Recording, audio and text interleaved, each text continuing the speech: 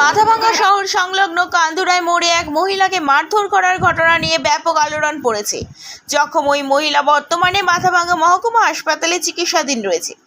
এদিন মাথাভাঙ্গা মহকুমা হাসপাতালে চিকিৎসাধীন অবস্থায় ওই মহিলা দাবি করছে হাজারহাট ২ নম্বর গ্রাম পঞ্চায়েতের উপপ্রধান হাসিম আলী এবং তার ভাই মিলে তাকে ব্যাপকভাবে মারধর করেছে। সেই সময় ঘটনাস্থলে ছিল মাথাভাঙ্গা থানার পুলিশও। যদিও উপপ্রধান হাসিম আলীর দাবি ওই মহিলা স্থানীয় একটি কালী মন্দিরের পিছনে ফাঁকা জায়গা দখল করতে চেয়েছিলেন, তাতে বাধা দেওয়া হয়।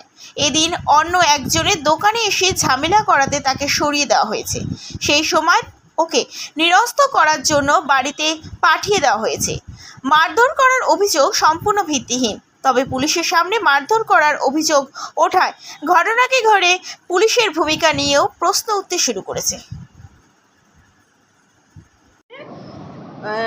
জায়গাটা যেক্ষেত্রে প্রশাসনের হাতে আছে, তো যখন আইসি স্যার বলছিল যে যদি কেউ বেড়া দেয় তাহলে আমাকে কমপ্লেন জানাবেন। তো আমি কি করছি, যখন ওরা বেড়া দিতেছে আমি আইসি স্যারকে ফোন করছি। আইসি স্যার বলছে ঠিক আছে, আমি দশের স্যারকে পাঠাই দিতেছি।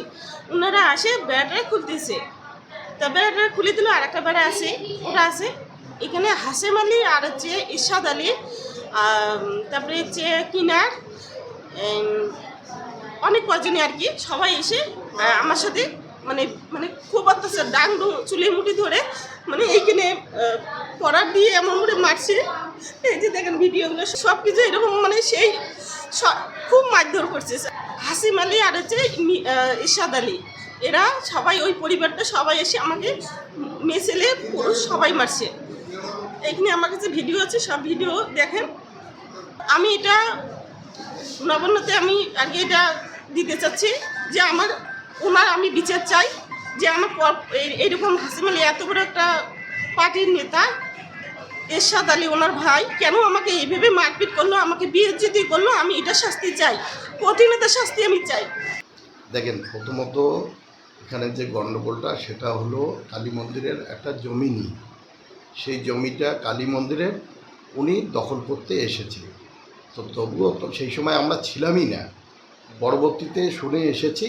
কিন্তু বাস্তবিক ক্ষেত্রে এই মহিলাটা ভালো না, এর চরিত্র যেমন খারাপ, পাশাপাশি আশেপাশের সমস্ত মানুষের সময় সবসময় গণ্ডগোল ক্যাসাল ঝগড়া লেগেই থাকে এবং অন্য কেউ এনাকে দিয়ে এই ব্যাপারটা খেলাচ্ছে। আমরা একটা দায়িত্বে আছি। দেখেন, আমরা মানুষের ভালো করার জন্য আছি, আমরা খারাপ করার জন্য নই।